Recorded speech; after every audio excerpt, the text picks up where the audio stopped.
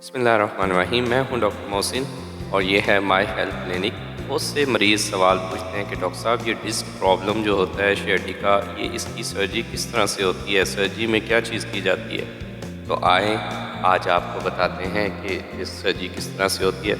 सबसे पहले पेशेंट को इस तरह से ऑपरेशन थिएटर में उल्टा लिटाया जाता है।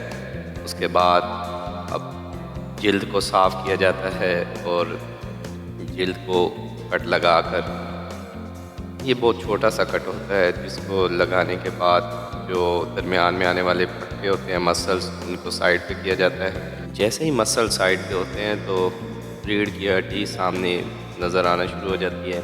रीढ़ की हड्डी को वहाँ से एक जदीद आलात की मदद से हटा दिया जाता है।